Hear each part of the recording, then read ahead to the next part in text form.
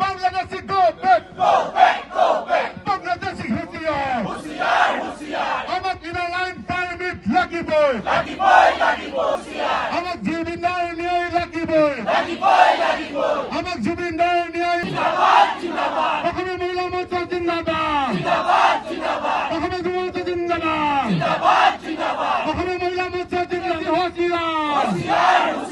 Bangladeshi go back Bangladeshi go back আমার ইনালাইন permit লাগিবই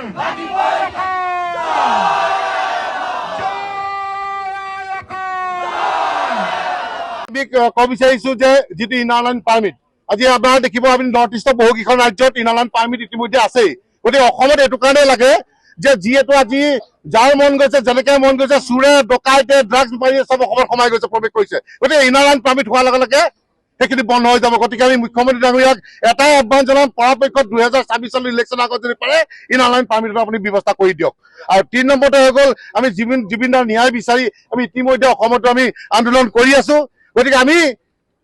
আজি প্ৰধানমন্ত্ৰী আৰু অমিত শ্বাহজীক এটা ক'ব বিচাৰিছো আমি CBI তদন্ত বিচাৰিছো গতিকে আমাৰ অসম চৰকাৰৰ ওপৰত আস্থা ভৰসা যদিও আছে কিন্তু আমাৰ SITৰ ওপৰত আস্থা ভৰসা শেষ হৈ গৈছে কাৰণ কেলৈ আজি প্ৰায় 50টা দিন উকলি গ'ল কিন্তু আজি পৰ্যন্ত আমি একো সুফল পোৱা নাই গতিকে আমি এটা কথা বিচাৰিছো যে আমাক CBI তদন্ত লাগে জুবিনৰ ওপৰত আৰু আমি জুবিনৰ ন্যায় বিচাৰিছো জুবিনদাৰ ন্যায় পাবই লাগিব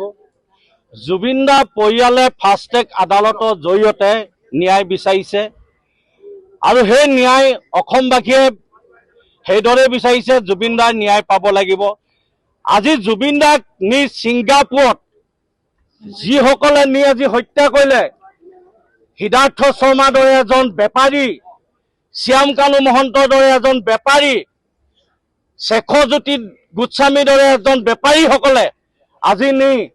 জুবিনদাক হত্যা কৰিলে আৰু এই হত্যা আমাৰ বিচাৰ লাগিব ন্যায় লাগিব কাৰণ আমি বাট চাই আছো আমি আজি দিল্লীত আহি যন্তৰ মন্তৰত আহি আমি ধৰ্ণা দিবলগীয়া হৈছে কাৰণ অসমৰ SIT আৰু CID যি তদন্ত এই তদন্ত আমি বিশ্বাস কৰিব পৰা নাই আজিলৈকে সেইকাৰণে আজি মাননীয় প্ৰধানমন্ত্ৰী ডাঙৰীয়া গৃহমন্ত্ৰী অমিত শ্বাহ ডাঙৰীয়াই আমি এখন স্মাৰকপত্ৰ দিব আহিছো যেহেতু CBI তদন্ত লাগে আমাক যেহেতু জুবিনদাৰ ক্ষেত্ৰত কোনো কাৰণতে লেহেমীয়া গতি চলিব নোৱাৰিব CBI তদন্তটো আমি বিচাৰিছো এইটো কাৰণে যেতিয়ালৈকে যিসকলে বেপাৰীসকলে নি আজি জুবিনদাক ছিংগাপুৰত শেষ কৰি দিলে য'ত অসমৰ সম্পদ হয় হিয়াৰ মুঠো হয় জুবিনদা সেই জুবিনদাক আজি তেওঁলোকে হত্যা কৰিলে আমি সেই ন্যায়ৰ কাৰণে আজি দিল্লীত যন্তৰ মন্তৰত আজি আমি প্ৰতিবাদ কৰিছো আৰু এই প্ৰতিবাদস্থলীৰ পৰা আমি ভাৰত চৰকাৰক আমি সকীয়াই দিছো যে জুবিনদাক ন্যায় দিবই লাগিব আৰু অসম চৰকাৰকো আমি সকীয়াই দিছো এই স্থলীৰ পৰা আমি যে জুবিনদাৰ ন্যায় পাবই লাগিব আৰু সেইকাৰণে আজি আমি 4টা দাবী আজি স্মাৰকপত্ৰ আমি প্ৰধানমন্ত্ৰী আৰু গৃহমন্ত্ৰীলৈ আমি আজি প্ৰদান কৰিম